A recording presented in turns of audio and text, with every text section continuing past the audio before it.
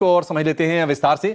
हमारे साथ जुड़ गए हैं इकोनॉमिस्ट हैं अरुण सिंह, हमारे साथ जुड़े हुए हैं। अरुण जी, बहुत शुक्रिया आपका समय देने के लिए। स्वागत है आपका एटीएन स्वदेश पर। अरुण सर, पहले प्रतिक्रिया आपसे बजट को लेकर, कैसा लगा बजट आपको, और जो आंकड़े सरकार ने दिए हैं वो कितने पसंद आ रहे हैं आपको? Thank you. देखिए, आई थिंक काफी मिक्स पिक्चर रहा है। अभी आपने जैसे बताया, एससीटी फ्रंट पे, एफएनओ फ्रंट पे थोड़ा सा कंसर्न है इन्वेस्टर के लिए, लेकिन अगर आप ब्रॉड पिक्चर, अगर इकोनॉमी को मद्देनजर अगर रखते हुए देखेंगे, तो फाइनेंस मिनिस्टर निर्मला सीतारमण जी ने बजट को 3 कर्तव्य के अराउंड स्ट्रक्चर किया है। पहला तो था इकोनॉमिक ग्रोथ, जो एक्सुलेट करेगा और सस्टेन करेगा ग्रोथ। दूसरा है लोगों की एस्पिरेशन को फुलफिल करना, और तीसरा सबका साथ सबका विश्वास बेसिकली सब सभी फैमिली, सेक्टर और रीजन को इक्वल एक्सेस देना।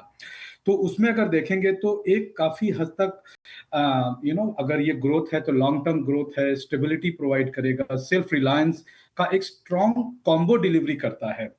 और जैसे आपने कहा कि 12.2 लाख करोड़ का कैपेक्स है, जो वो कंस्ट्रक्शन, रेल, लॉजिस्टिक और मैन्युफैक्चरिंग सेक्टर में लार्ज स्केल जॉब क्रिएशन करने का कैपेसिटी रखता है, और साथ ही कनेक्टिविटी इंप्रूव करेगा और लॉजिस्टिक कॉस्ट भी रिड्यूस होगा। जो 10,000 करोड़ कंटेनर मैन्युफैक्चरिंग की बात कर रही हो, काफी काफी हद तक अच्छा है।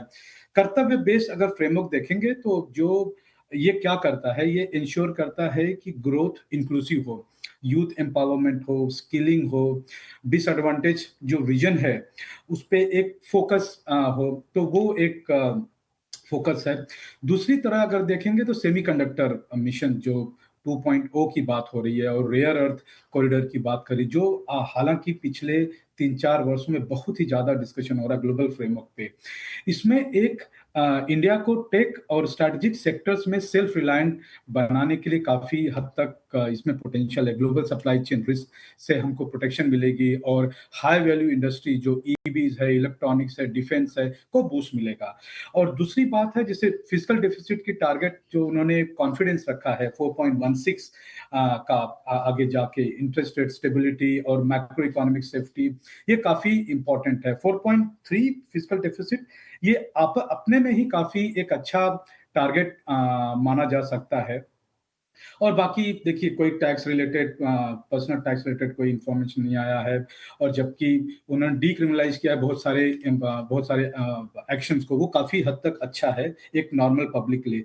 अगर ओवरऑल बजट को मैं समराइज करूंगा तो ये है actually fast budget, stable provide करेगा इकोनॉमी को, और फास्ट ग्रोथ में पुश करेगा, एक इंक्लूसिव है, और टेक ड्रिवन ग्रोथ पैथ है। सो ये 4 एस्पेक्ट को आई थिंक निर्मला सीतारमण जी ने फोकस करने की कोशिश की है। ठीक है।